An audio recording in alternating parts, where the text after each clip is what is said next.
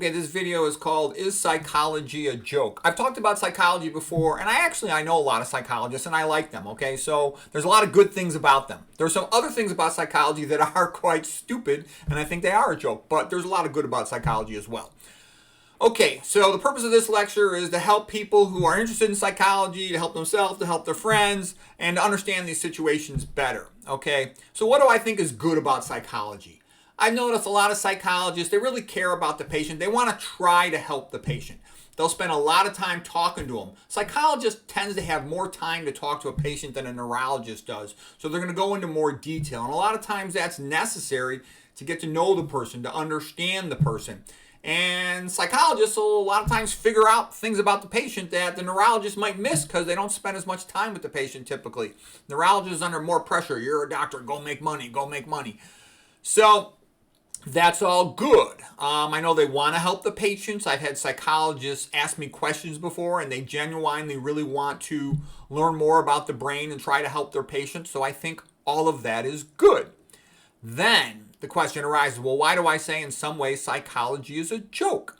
Well, because I think if you go back in time before 1900, before Freud, people would often go, they talk to their family members, and then they'd often go talk to the priest. The priest was literate and was often seen as one of the wiser men of the community. And what I'm getting now is psychologists, in a sense, are kind of like becoming the priests of science. And, at first glance, the modern person will say, isn't that good? Isn't that good? The patients are being treated with science.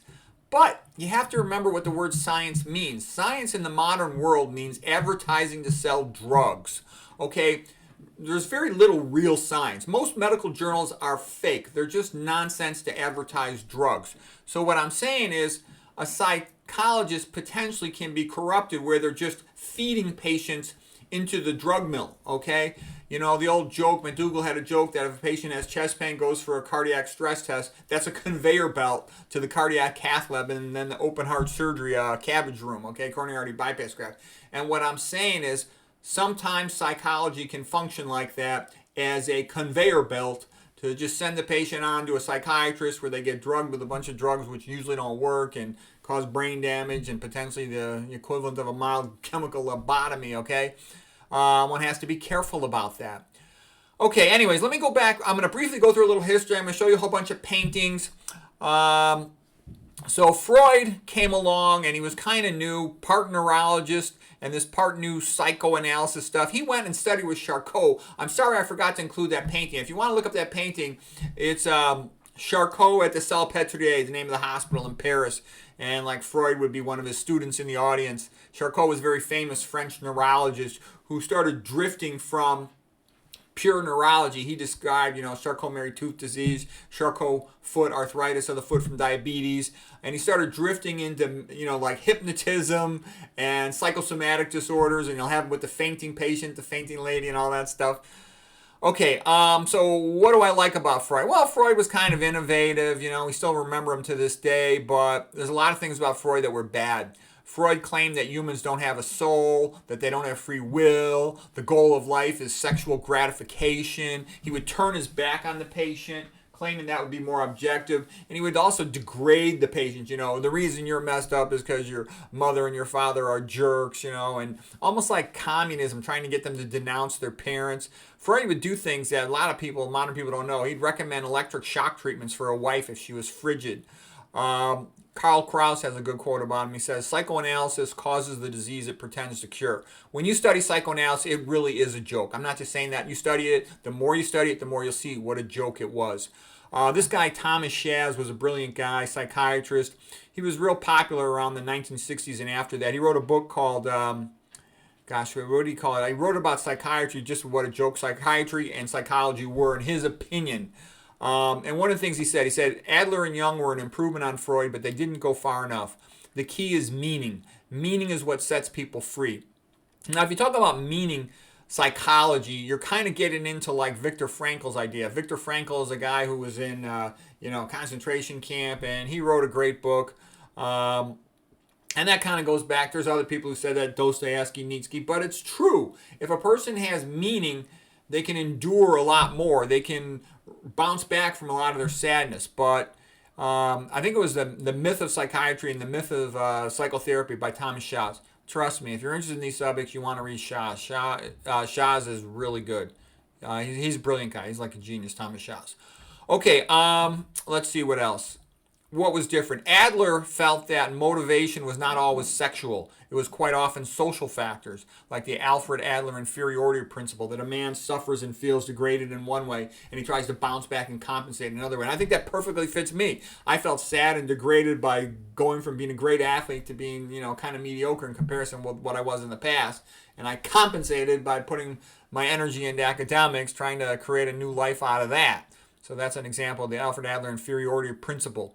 Carl Jung was different in the sense from Freud that he felt that man needed religion, and he had a big emphasis on religion as part of his therapy, and that was part of his falling out with Freud.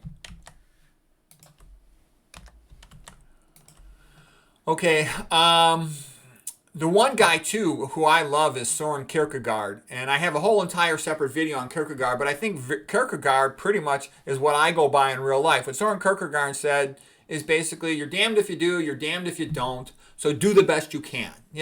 Like you could phrase that, for example, I'm basically an academic genius and we're becoming a communist country and the communists kill all the geniuses, so I'm screwed, okay? But until that time comes, I'll do the best I can and try to save the pros. And like all these stupid people tell me I don't know what I'm talking about, I've studied communism backwards and forwards. I know tons of people that lived under it, okay? Why don't you look up what happened in Katyn, okay? There's reality for you. All right. Let's see what else. Behaviorism, as developed by B.F. Skinner. B.F. Skinner, in 1904 to 1990, the American guy out of Harvard, he basically said humans don't have free will. You train them like you train rats with a motivational Skinner box where there's rewards and punishments. He just wanted to control people. How can we control people? He didn't even really care why. He just wanted to figure out with rewards and punishment, how can you get the best control of people? Part of this modern humans are just animals, let's make them into slaves. And I was reading about B.F. Skinner and psychology, and then I read about something called the Skinner box. He would have like a pigeon in a box where there'd be a little food pellet reward, and there'd be punishment with shocks, and you could train the pigeon to do a lot of things. And I thought, that's ridiculous. That has nothing to do with anything in my life. But then I thought about it some more, and I realized, wow, my house is like a Skinner box, and my wife is the trainer, and I'm the stupid pigeon. Seed shock for the pigeon. But for me, it's like, well, the wife is nagging sex, do as I say, now give me all your money. So, anyways. All right. Carl Rogers came along, and he had what was called the unconditional personal regard for the patient. So he's very supportive, kind of like the male version of a loving father-mother figure all wrapped into one. He didn't really have a specific role or standard to go by, but his therapeutic conversation, he'd leave his questions open-ended. Those are called Rogerian questions. And some people were actually mad at him. They felt that he was refuting psychoanalysis. Psychoanalysis was still very powerful at that time, like around 1960. It was gradually being pushed down and faded out because it was so bogus. Okay, but Carl Rogers was a bit of a transition person to the more friendlier version of psychology. And to some extent, Carl Jung was that as well, and Adler. Adler died kind of young, I think, from cardiac disease. Okay, Hans Einzig, he was a researcher, and he really was very negative about psychoanalysis and psychotherapy. He said, it's just a prostitution of friendship. Einzig said that there's an inverse relationship between recovery and psychotherapy. The more psychotherapy, the smaller the recovery rate. Okay, and I kind of laugh at that because there's actually been something like that shown with these psychiatric drugs. Psychiatric drugs are much more harmful than people realize when they're taken for a long duration, especially. Okay, and some people need an intelligent friend that a psychologist provides, in a sense, somebody who they can sound their ideas off of and get some feedback, and that can be very valuable to them. But what they don't need, like I said, they don't need somebody just feeding them into a psychiatrist saying, now you must get all these drugs. I mean, a lot of times that's what happens. That's not good. We talked about psych drugs, causing brain damage, being like a chemical lobotomy in a lot of cases. When you look at the long-term results, you'd be shocked how bad they are. And look at schizophrenia. They did a lot better in soteria than they did with drugs. The old Mosher research on that. Okay, Abraham Maslow came along, like around the 1960s, this guy too, talking about emphasizing self-actualization, helping a person to develop themselves, to reach their full potential. He had this idea of the pyramid of needs. And again, I like Viktor Frankl, the idea saying man should seek his purpose. If you seek like a purpose and also helping other people, all that kind of stuff. Okay, cognitive behavioral therapy, that was developed by Aaron Beck and David Burns. I jokingly call that the Shakespeare method. It's from the quote in Hamlet where he said, there's nothing either good or bad, but thinking makes it so. And that's a very heavy relativism. Hamlet was going through some difficult times, of course, with what happened to his father and his mother and Ophelia. Okay, David Burns' book, Feeling Good, it basically says you just try to change your attitude about your situation and that can cheer you up and make everything better. But the truth of the matter is you can't be reasoned out of something you weren't reasoned into. And sometimes you are just sad. I was sad when my mother died. Okay, there was nothing to change that, and some interesting things. In this one study, the suicide rate was doubled by antidepressants and halved by psychotherapy. Psychotherapy worked a lot better than antidepressants. So that was pretty bad. And they had 4 times higher suicide rate than psychotherapy in that one study. Okay, although psychiatric medicine sometimes can be helpful in the short term, especially for a psychotic episode, a schizophrenic break, what are some other options out there? Okay, Arthur Schopenhauer. And again, I go by this in my own life. He said, a happy life is impossible. The highest a man can achieve is a heroic life. The best source of happiness comes from who the man is. So basically, you can't control the events in your life. You can't control the fact that sad things happened to you, people betrayed you, people you loved died. But you can say, I'm going to do the best I can with what I've got, okay? And that's what you should do. Like for me, I know the best I could do is get on the internet here and make videos and try to help people and teach people and try to, preserve civilization, tell you the truth about stuff because, that's the best I could do. If there was something better, I would do it. But this is the best I could do, so that's what I do. Okay? And like I said, my kid will say to me, why don't you go on vacation? Why don't you go to the beach? Because I'm not interested in any of that stuff. This is sort of where I see a purpose for myself. And everybody has to figure out for themselves, what is that purpose? And when you pursue that purpose of what you think's the best you could do, you're happier. Because I'm a pretty happy guy. My kid will say to me, why are you so happy? Your life sucks. You work all the time, and when you're not working, you're always writing books or making videos. Why don't you just, go on vacation or go to the beach or something? I'm like, why do I want to do that? And anyways, what I'm trying to say is that's kind of what it's all about. And Schopenhauer is giving good advice. Schopenhauer was a great genius. He was a little bit pessimistic and sad. There's always something crazy about every genius. But he was very good. Okay, here's the quote from Dostoevsky. The mystery of human existence lies in not just staying alive, but in finding something to live for. Okay, here's Viktor Frankl. Man's search for meaning is the chief motivation of his life. Once an individual's search for meaning is successful, it not only renders him happy, but it also gives him the capability to cope with suffering. Yeah, and I would totally agree with that. If your suffering seems meaningless to you, then it's more painful. It's more difficult to endure. And that's why atheists are more likely to commit suicide. I've known some people who are good people, but they're atheists, and when they have some disappointments, they just commit suicide. Believing in God and Christianity is a great way to get one sense of, playing their role in the big cosmic drama of good versus evil and, trying to be the best person they could be.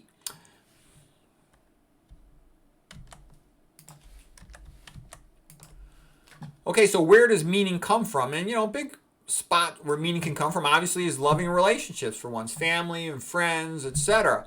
And also, I kind of like Kierkegaard's attitude. He basically says, to pursue new things and be the best you can be is like riding on a stallion. To just conform and go along with the old simple ways of doing things is like falling asleep on a hay wagon. And as I said, too, either way, you're kind of half screwed, so you might as well do the best you can. And also, count your blessings, all right? I was talking to this one lady doctor. She's a very nice doctor. She's got some health problems, and she's kind of frustrated and a little bit sad. And I'm like, why are you whining so much? Okay, you're lucky you were born smart. You're lucky you were born beautiful. You're skinny. You're smart. You're kind of wealthy. Okay, yeah, you got some health problems, but man, it could be 1,000 times worse. Okay, most people are dealing with a lot more problems than you are.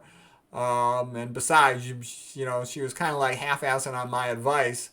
She's like asking me for advice, but doesn't want to follow low-fat, low-sodium vegan. I'm like, take it or leave it. Okay, it's your best chance to improve your health. All right. In terms of like how does Christianity help with a lot of psychology almost related things? For example, look at Alcoholics Anonymous. The persons who that person who's an alcoholic needs to replace the alcohol with something new in their life. And the ones that convert to Christianity or devote themselves to Christianity, they get much better results. Go ahead, look it up for yourself. Study it. I spent a while studying it, okay? And also, the Bible and the words of Jesus, they're pretty solid. What did he say to the adulterer lady? He didn't say, go have fun. He said, go and sin no more, okay? Don't do it anymore, all right? And biblical thinking works. Thou shalt not eat meat, thou shalt not eat oil, etc., etc. And so that's a great thing about Christianity. It provides a moral foundation. Obey the 10 Commandments. Okay, and here's a quote by Richard Gans in his book, Psychobabble. He wrote about why, basically what I'm saying here is the psychology of Christianity is better than the psychology of psychology. And then some people say, oh, no, psychology is based on science. Oh, yeah, right. Every new fad that comes along, they always take it because they're part of the establishment, okay? They can't even tell you the difference between a man and a woman. How is somebody who can't tell you the difference between a man and a woman going to give you good advice about relationships? That's BS, okay? And then every guy I know that's ever been involved in the divorce business, said the psychologist, was encouraging the wife to get a divorce, okay, to break up the family, okay? Christianity tries to keep families together, okay?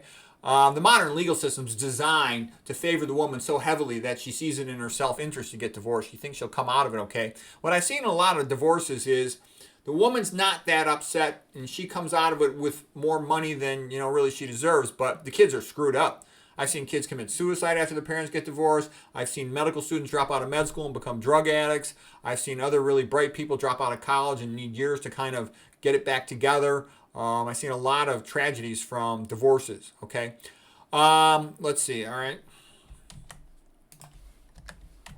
So here it is, the Bible. You want to know what's right and what's wrong? The Bible will give you the 10 Commandments here, okay? This is a beautiful painting by Arnold Freiberg. I'll let you, if you want to take a look at that one, okay? There it is. That's a great movie, too, with Charlton Heston. Arnold Freiberg made the painting illustrations to go with the movie about the 10 Commandments. That was the one that's directed by Cecil B. DeMille, starring Charlton Heston. It's a great movie. Okay, and Christianity tells you, well, how am I supposed to behave? Christianity has no problem answering that question. You're supposed to be good. In the cosmic war for good and evil, you are to be on the side of good, to do all the good you can, to help all the people you can. Like John Wesley said, do all the good you can with all the energy you can, every chance you can, okay? And basically, if you be good, you theoretically, you're going to get rewarded and go to heaven. If you're bad, you're potentially going to go to hell. There's a lot of controversy about hell, and that's why we'll get into that some other time, but there are some great Bible scholars who say that there really is no such thing as hell. I don't want to get into all that, purgatory and all that. I know all that's a concept, but this idea of heaven and hell, reward for good deeds, punishment for bad deeds, it's an important concept, and without it, I don't think most people would behave. And by the way, if you want to talk about art, look at this. This is Michelangelo's painting of the Last Judgment in the Sistine Chapel. It's magnificent. It's sublime. It's better than good. It's incredible is what it is. Christianity is so much better than... The art from Christianity is not a little bit better than the art from any other culture. It's 1,000 times better. Now, if anybody can tell me there's any type of painting that's worth 1,000th of all this great Christian painting, let me know. Put it in the comments. I'd be happy to see it. I always make this offer. Put it in the comments. No one has ever put anything in the comments, okay? I made tons and tons of videos about art. It's magnificent, okay? And then the story of Christ. I'll give Jordan Peterson credit. Jordan Peterson says a lot of stupid stuff, a lot of weasel stuff. He badmouths Andrew Tate and a lot of other people. But you know what? Jordan Peterson said a great thing about Christ and the story of Christ. He said he was the greatest person who was treated the most unfairly and who suffered the most, and it's the greatest tragedy of all mankind. The best person had the worst punishment that was totally unfair, and he was totally innocent. So anyways, here is him, giving the Sermon on the Mount. And what did Christ say? The main thing is, be nice to each other, okay? Okay, here's another thing about Christianity. Christianity says, you as an individual are responsible to Christ, to no one else, and to God, and you must do the right thing. So the great story of Christ was, Pilate called out from his tower there, okay, who should we crucify? Should we crucify Jesus Christ or should we crucify Barabbas? And the people said, free Barabbas, free Barabbas. And so Christianity teaches you that was wrong. And someday you'll be faced with that decision where the popular thing to do will be the wrong thing, and you as a Christian should do the right thing, okay? And so it teaches you morality. It teaches you right and wrong. Psychology, does psychology know what the difference is between good and bad? I'm not so sure it does. I'm not aware of it having any moral code or anything, okay? You ask a psychologist, who are your role models? I don't know. In Christianity, it's very clear. And Christianity also is syncretic, meaning that it can take up information from the past and from other cultures and incorporate it into a Christian lifestyle. And it fits. It just works, okay? For example, Nietzsche had said that Christianity is just Platonism for the masses, okay? And here's a famous story of Plato. Plato was kind of a little bit, he was a genius, but he's a little bit pompous, and he classified man. He said man is simply a featherless biped, okay? So Diogenes then plucked a chicken and said, here's Plato's idea of a man, and put him into the school area there, the Lyceum, okay? Or Plato's Academy. Anyways, Plato's defined man as a featherless biped. I thought that was kind of a funny painting. But what I liked about Plato was, I liked his Republic, the way he had all these characters like a play, because he was a frustrated playwright, having a dialogue together, and it made him very entertaining and useful as discussions. And I sometimes get mixed up, Aristotle's Lyceum versus Plato's Academy. It's been a while since I've thought about that. Okay, I think the best thing Plato ever did was make this allegory of a cave. And again, this is very Christian in its thinking. Most of the people are going to be stupid chumps and not know what's going on, but you should try to seek the truth. And once you know the truth, you should come back and try to teach the other persons, the proles. Even if they're just going to get pissed off at you, you should at least give it a try. So, I mean, that's about as Christian as it gets, the allegory of the cave. Okay, and then the other thing about Christianity being syncretic is, here we are, we're in the Vatican. Okay, this is in the Stanza Signatura, the signature room in the Vatican. And you've got this painting, The School of Athens by Raphael in 1511. It's incredible. So right there in the center, you've got Aristotle and you got Plato, and Aristotle sort of pointing up in the sky at the perfect forms, his theory. Aristotle's pointing down to the ground and being more practical and objective. He was a biologist, was sort of his main thing. And all these other great scientists from history. So it has respect for history. It has respect for tradition. And these are mostly Greek scientists and philosophers and artists, but then you have mostly Roman architecture with the arches and the other sculptures and whatnot. Some of that's Greek as well. But anyways, it's beautiful. It's magnificent. And take a look at Ayn Rand, okay, the closet Christian, okay? I love Ayn Rand. I know she can be a grouchy little bitch, but man, was she a genius. Here's a quote by Ayn Rand about Aristotle. If there is a philosophical atlas who carries the whole of Western civilization on his shoulders, it is Aristotle. Whatever intellectual progress men have achieved rests on his achievements. Aristotle may be regarded as the cultural barometer of Western history. Whenever his influence dominated the scene, it paved the way for one of history's brilliant eras. Whenever it fell, so did mankind. Aristotle is the father of individualism. Yeah, Aristotle was great. Aristotle said the first step to an intelligent conversation is to remove emotions. Like Ayn Rand, he said, be objective. Be as objective as you can be. He's the opposite of Immanuel Kant, who claims that nothing is objective, okay? And that's why Ayn Rand hated Immanuel Kant. And that's why people who feel that Immanuel Kant was trying to destroy the mind, trying to make people stupid so they couldn't think. Okay, so anyways, I love Aristotle. He's one of the smartest men who ever lived. And he sort of led the way to Thomas Aquinas and sort of the birth of the modern university. A couple other great figures from ancient Greece that are relevant because, like I said, the New Testament was written in Greek, okay? Here is the Acropolis, the city on a hill, and that's a big metaphor in Christianity. And the Greeks would have their meetings out here on the Acropolis, and there's a statue of Athena, and it's quite beautiful, the city on the hill. Respect for great men like, Pericles. Pericles, he screwed up in some ways. I think he should have not started a war, obviously, with Sparta. But Pericles giving his funeral oration here in front of the Acropolis. It's a beautiful scene, and it's a beautiful story. The book by Thucydides, the Peloponnesian War, is a magnificent masterpiece. Okay, and then just another figure from classical learning. This is Cicero in Rome. He's the greatest of all the Romans, okay? Aristotle's the greatest of all the Greeks, okay? Cicero's the greatest of all the Romans. And you'd be amazed if you start reading some Cicero and his quotes, what a genius this guy was. And here's one of my favorite quotes by him. To not know what happened before you were born is to forever remain a child. You have to study history or you're an ignoramus, okay? And this is the painting of Cicero denouncing Catiline, okay, by Cesare Maccari. Okay, here's something, Aristotle. If you want to understand something, then study how it was made, where it comes from. Yeah, if you want to understand Western civilization, study where it comes from. Study the Bible. Study the ancient Greeks. Study the ancient Romans. Study the Renaissance. Those would be the beginning steps to, once you do that, you'll be able to figure things out. There's, of course, always more. Okay, so the Bible, if you ask a psychologist what's a good book or what's the best book, psychologists can't tell you. You ask a Christian what's the best book, it's obviously the Bible, okay? Western civilization is based on the Bible. And I can tell you, if you want to understand current events, you'll find the answers in the Bible.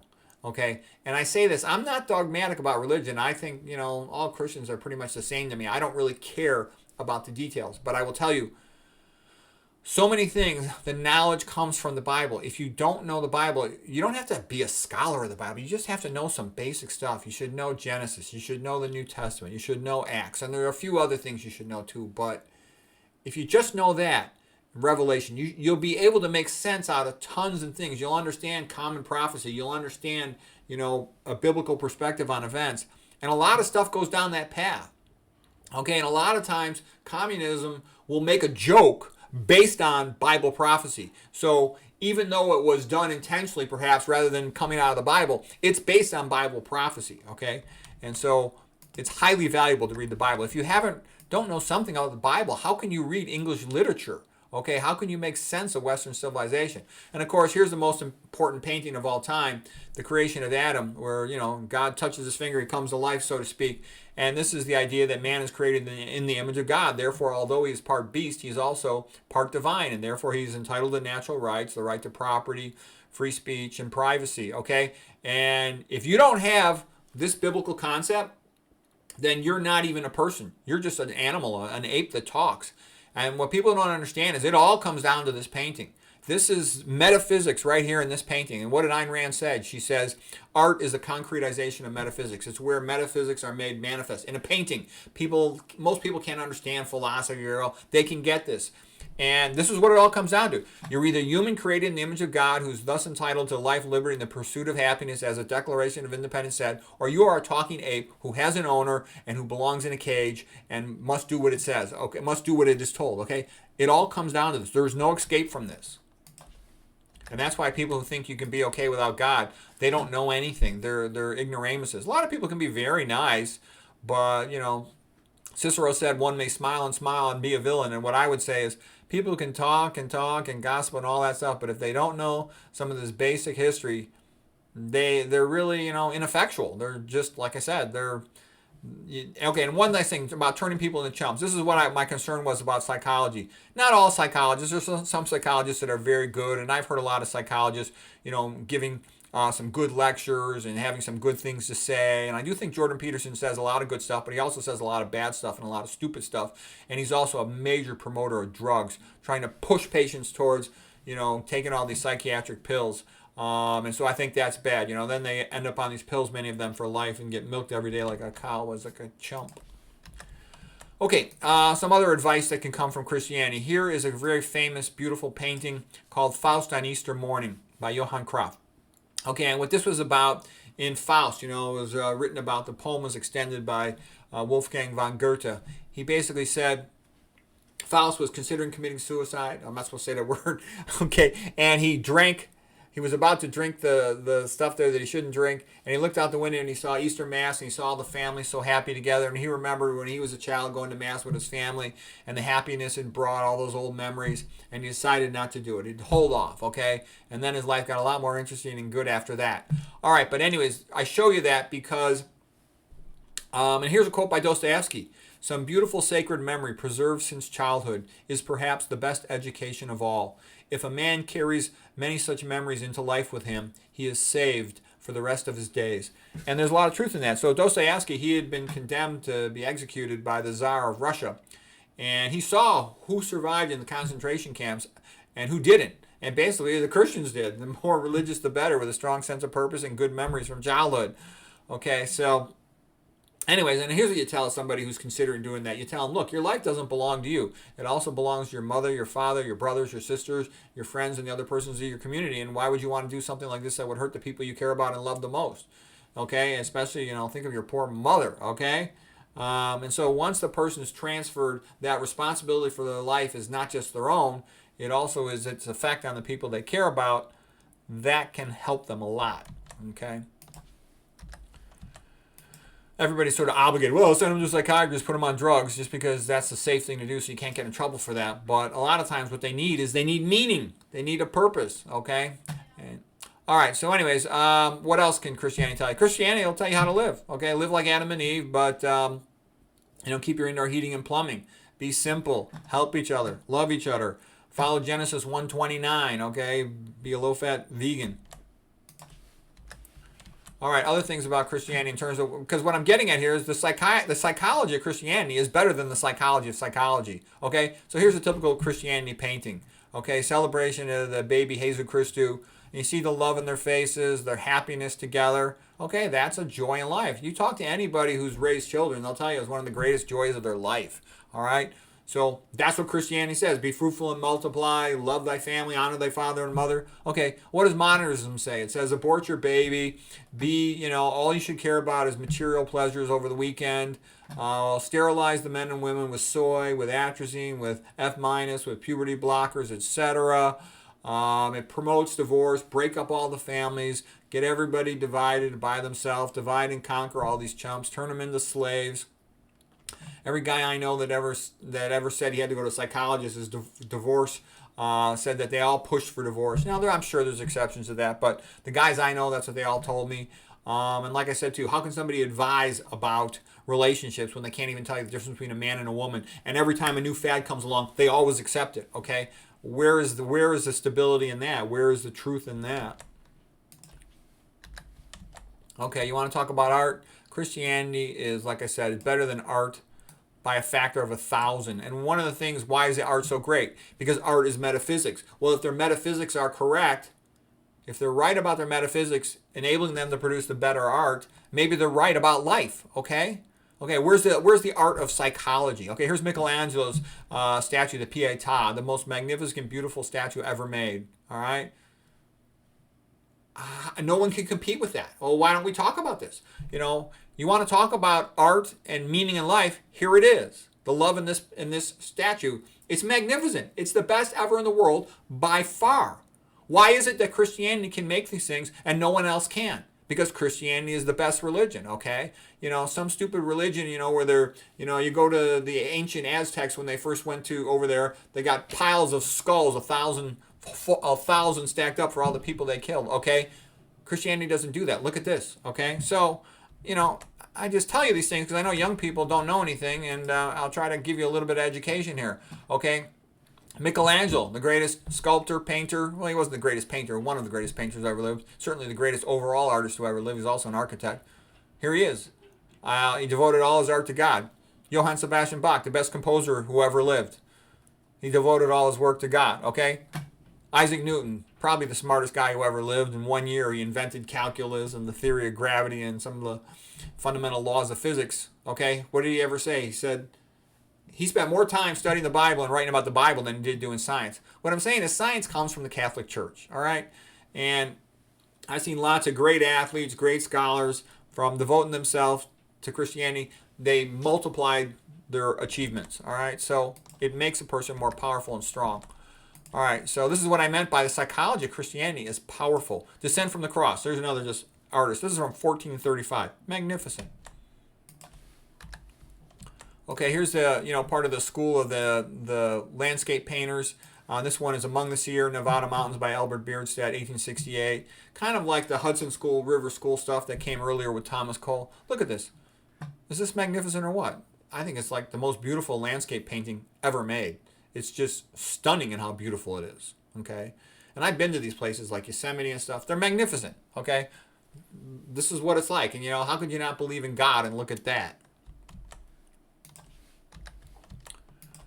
All right, the Irish Christians, they basically saved civilization. They copied all the books and saved all the works from the ancient Greeks and the Romans. Okay, that's what they meant. It was the Irish monks. Okay, Thomas Cahill wrote this book, a very good book about how they did it. I did a book review on that in the past. And here's St. Columba. And here he is, copying the manuscripts in his schools and all the monasteries he started. They're the ones that made all these copies of the Bible. And they made like the Book of Kells. And I think it's a little bit funny, all the little drawings in the margins, which reminded me of, Sergio Aragonés in Mad Magazine later sort of took that approach, and also Monty Python's took that approach with their artwork, like in their movie The Monty Python and the Holy Grail, one of the best comedy movies of all time. Christianity produces the best literature. Why? Because it has its metaphysics correct, okay? And, the best novel of all time is Charles Dickens' A Christmas Carol. Probably the second best novel of all time is Les Miserables, Victor Hugo's. And then the third best would be Brothers Karamazov by Fyodor Dostoevsky. Why is it that the best novels of all time, they're all Christian? And then people say, well, Ayn Rand, her book's up there. I wouldn't put it in the top 5, but it's in the top 10. Ayn Rand's book, Atlas Shrugged, magnificent masterpiece, but it's not as good at an emotional level, metaphysical level, but man, at an intellectual level, it's magnificent. Her book, The Romantic Manifesto, that's my favorite book by Ayn Rand. It's a much shorter book, her perspective on art. She really did the work in the scholarship. And people say, oh, well, she was an atheist. Okay, fine, she was an atheist. What does she ever say? She'll tell you how much she loves reading Victor Hugo. She says Victor Hugo changed her whole life. To read Victor Hugo was like walking into a cathedral. She'll tell you that perhaps the best book ever read was Quo Vadis, about the life of Christ and St. Peter, okay? And then she'll tell you how great Dostoevsky was, okay? So, come on, give me a break. That's why I call her the closet Christian, because all she does is say how much she loves the Christian authors. All right, the cathedrals, the best architecture ever made, the best statuary, the best stained glass windows. Why is Christianity the best at everything? Maybe because it's correct in its perspective on life. Nowadays, you hear everybody say, oh, meditation's so great. They just praise meditation because it's harmless. You can say, sit on your butt and say Om, and everyone's like, oh, that's nice, because it's harmless. And why is that sort of promoted in pop culture? Because it's harmless. Ashok, when he took over India, he said he wanted everybody to sit on their butt and say Om, okay, because they're easy to control. They don't want somebody saying, I'm a Christian, I will do what is right, I don't care what any ruler tells me, I will do what is right. Okay, they don't want that, okay? All right, now here's Aeneas, and again, Greek and Roman culture is absorbed into Christianity. Basically, the idea of Aeneas saving his father when Troy was burning, and that's also a message that's built into Christianity philosophy. You'll learn what you can from the people of the past, and you try to share what's good of that with the younger generation. And that's, I think, part of being a good man. And that's what I'm trying to do with this YouTube channel, okay? Be like Aeneas, trying to save Anchises, okay? Trying to save civilization and bring it to the younger generation so they learn where they come from, okay? Christianity quite easily can tell you where it comes from. And here's another heroic person who I love, Thomas Aquinas, okay? Thomas Aquinas went and studied all the work of the ancient Greeks and Aristotle, and he showed where that was compatible and to what a great extent it was with Christian theology and thinking and the culture of his times, okay? And this is a great painting of St. Thomas Aquinas saying, Jesu Christus, I tried, I did the best I could, I wish I could have done better. And Jesu Christus said, you did fine. All right, here's another painting. This one is for the Pentecost, after the death of Christ and the resurrection, 50 days after Easter. The flame is signifying the ability to speak in tongues, that idea of speaking in tongues, to go out and spread the good word. Go ye and teach others, and I kind of joke, I parodied that. It's from Matthew, Gospel according to Matthew. But that's kind of what Christianity says, is go and teach people and, try to make the world a better place. And like I said, too, the founding fathers of the USA, they were a bunch of Christians, like 98% of them plus. And they would, in the same buildings where they'd have their meetings, their political meetings, and they'd write the laws and make all the decisions for society. That's where they had mass. They held mass in all those buildings, okay? They had mass in those buildings, okay? They all prayed together. They all went to church together. Thomas Jefferson went to church all the time. People try to tell you, oh, Thomas Jefferson was an atheist. You don't know the story. Read his life in detail, okay? The guy would be a religious maniac by modern standards, okay? He's funding all these Bible societies, always reading the Bible, going to church. Study the guy, you'd be surprised. He just cut the quotes of Jesus out for training the natives of the United States at that time. Okay, that's a whole other story. We're not gonna get into that right now. I made a video about him. Okay, here is the signing of the Declaration of Independence. And it was a bunch of white Christian men, okay? That's who wrote the Declaration of Independence and signed it. That's who wrote the Constitution and signed it. And that's who made, United States the best country ever in the history of the world, okay? And you need those things. That's where freedom comes from. It comes from the Constitution, the Declaration of Independence. It comes from Christianity and the Bible and the idea that man's created in the image of God. It also works best when you have capitalism that is not rigged, laissez-faire capitalism. And it requires the ethics like Christian ethics, love thy neighbor, follow the Ten Commandments, be honest, okay? Because if you don't have that stuff, your society will not hold together and you end up with anarchy and falling apart. Christianity also says, the reason I'm going through all this, what does this have to do with psychology? Because this is the problem with psychology. It can't answer these questions. How should I live my life? Who am I? What am I? What should I do with myself? Christianity answers these questions easy, okay? A man should be protective of women, okay? Men are physically stronger. The world's a rough, dangerous place, so men should be protective of women, okay? And women at the same time should honor the man in their life, whatever is relevant in their relationship. And again, look at this magnificent art. It's just beautiful. Okay, and Christianity also lets a person go their own way if they march to the beat of a different drummer, so to speak. Like here's St. Elizabeth. She didn't want to be a queen. She wanted to be sort of like the equivalent of a saint. She became a saint and, help the poor. They're fine. Great. Make her a saint. She's great. So it allows people to be who they want to be. Look at G.W. praying, okay, outside of Valley Forge. Another really heroic guy. And he's sort of like the Christian hero of leadership. What did he do? Once he had achieved power, he had saved the USA from the British at that time. He was like Cincinnatus, okay, like the great Roman. He turned over his power. He didn't want it. They made him president, but he didn't even want to be president. He kind of wanted to go back to his farm. But what I'm trying to say is he wasn't out to seize power for himself. He was out to maintain freedom, and he was happy to go back to his farm with his family. He was a great man, okay, the founding father of the country. Okay, Pygmalion effect is that people tend to respond to high expectations. So Pygmalion was the statue, like kind of like Galatea's story, where it came to life, all right? High expectations and the hope of the sculptor. And so what does this come from?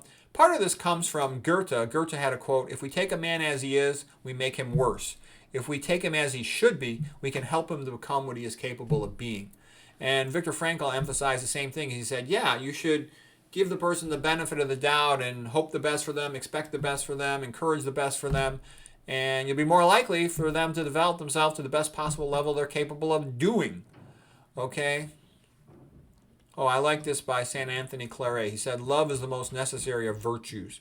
And you'll see that. Think about a mother. Okay? How does a mother and a father make it through all the problems that kids have and guide them through? It's because they love the kid, okay? Love covers a multitude of sins, from St. Peter, okay? That's a big part of living a good life and making things work for people. You care about them. So you cut through the BS and you do the right thing regardless of any stupid superficial rules. All right, so can psychology alone without religion provide a moral foundation or meaning? So that's what I'm kind of saying is psychology can do a lot of good things. There are a lot of good people who are psychologists. And I know a lot of them really mean well, but what I'm saying is, without religion, if you say that man is not created in the image of God, then you basically said he's a talking monkey and he's not entitled to anything. And it's basically showing contempt for him. And if you don't have contempt for a person, how are you going to help them? So that's a major problem for psychology. So what am I saying is the best psychology? Fine. Get all that education, but at the bottom line, the bottom of it, the core of your being, have a Christian perspective. And then you'll have a decent psychologist. Because without that Christian perspective, the money, the pressure will be send them to the drug mill, drug the crap out of them, and give them a chemical lobotomy, okay, or electroshock them, give them an electric lobotomy, or even send them to the OR, do a craniotomy, and stick a wire in their head. It's going to end up, unfortunately, more often than one would hope, like a lobotomy. So also, like, what's your goal? A psychologist might say, well, our goal is to help the patient be able to take care of themselves. Okay, ADLs, activity of daily living. That's nice. Another might be, well, I just want them to be able to get along with their family. That's a reasonable goal.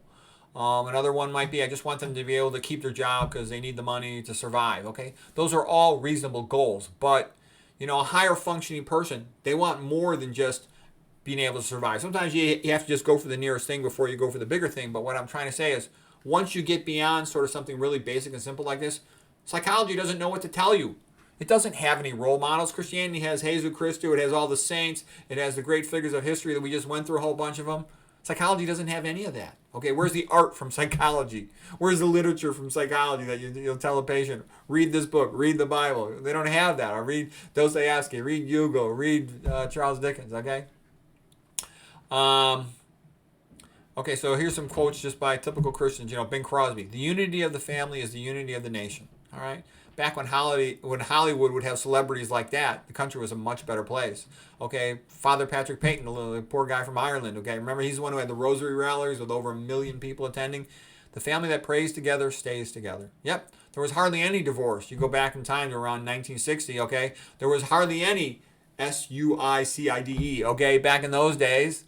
When the country was more Christian. Okay, they take the Bible out of school, they take the Christian songs out of school. You got divorce, society's going downhill. Then they bring the drugs in. All right. So William Kirkpatrick, great quote here. He says, Christianity has better psychology than psychology. That is true. Okay, like I said, all the role models, all the art, all the literature, all the drama, all the architecture, all the sculpture. What more do you want? All right. Here's Will Durant. He says the Gospels are the greatest. By the way, he's a super famous American historian. The Gospels are the greatest drama ever told. The redemption of fallen man by the death of his God. The philosophes, those are the atheist philosophers in France. The philosophes don't need religion, but the average man wants it. That's an important point. The average man wants it. Religion is not forced upon him. He wants Christianity. Christianity is not forced upon me. I can be any religion I want. I choose Christianity because it's the best religion. Okay, religion tells him that his life is meaningful. That's an important point. Okay, you look at what does modernism and atheism and pop culture say. It says the average man is nothing but a talking ape, and he deserves nothing. Nothing. He deserves no rights, no free speech, no property, no right to pursue life, liberty, or anything. He's just a talking animal, and he must obey his ruler. That's what it says. And if you think it doesn't, you haven't studied it. That's what it says. Okay? He's not entitled to anything. He has no right to expect anything. He's no right to expect freedom. He's no right to expect anything. The atheism of the philosophers leads to despair for the average man. Voltaire and the philosophers wanted to keep morality and get rid of theology. Well, civilization depends on morality, and morality must be taught in childhood. And for a child to learn morality, it must be taught with theology. All of Western civilization is dying because it has lost the religious basis of its moral code. And one of the things, too, if you look in the Old Testament, here's what you will see.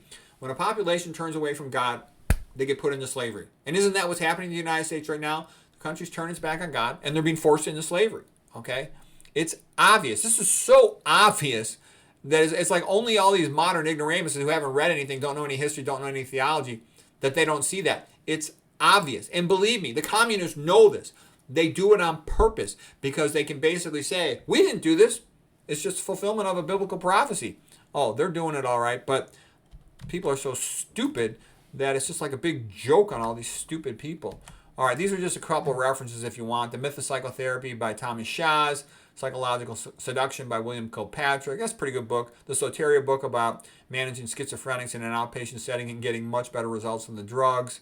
Okay, this is another book about the problem with psych drugs. Psychobabble, Failure of Modern Psychology. That's a decent book. All right, I got a couple more slides here. Oh, this is the whole story of hell. Hell is actually a relatively controversial subject, okay? There's different perspectives on hell. There's different perspectives on purgatory. There's the whole Dante's Divine Comedy and the Inferno and all that. So I'm not going to get into that right now. I love these paintings by Dino Di Durante, but there's some people who say that there is no hell, that it's not really in the Bible. That's a big subject, and there's people who claim the Bible is mistranslated. We don't have time to get into all that stuff. It's kind of fun stuff to study all that, but Jesus Christus is the most important thing. All right. Anyways, let me just get on to some other stuff here. We should preserve our institutions. The Boy Scouts were a good institution. You know, we let the Boy Scouts be destroyed. That's bad. They were good. I went to the Boy Scouts when I was a kid. It was good for me. Okay, and here's what you get with atheism and, a lack of cohesive values and a lack of cohesive religion and society and morals.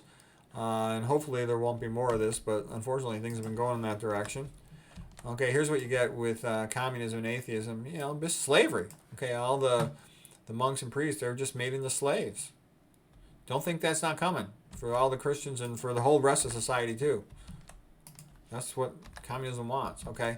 This is a great speech read by John Ruskin. It's the greatest speech ever in the history of art, criticism, and theology. I'm not going to read it right now because I've read it in other speeches, but it's an 1853 lecture by John Ruskin. You can look it up if you go on the YouTube. They've got this video where somebody's got a nice English accent that reads it. It's magnificent. Okay, and like I said too, where I ended up is basically on the Schopenhauer quote and Soren Kierkegaard's. He says, "Forget about living a happy life. Lead a heroic life. Do the best you can to make the world a better place. To teach, the young people what you think is beneficial for them to know." And Kierkegaard says, "Look, you're damned if you do it. You're damned if you don't. So just do the best you can while you can."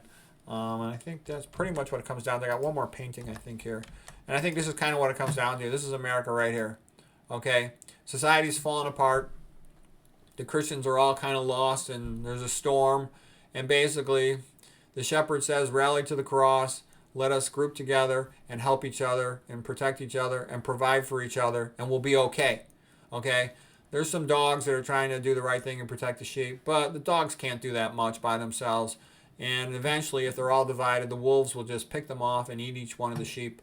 If they rally to the cross and help each other, and speak up for Christianity and for improvement of society, they'll be fine. But most of them are so stupid, they're going to stay out, by themselves, not understanding what's going on. And so, anyways, I hope things are going to get better.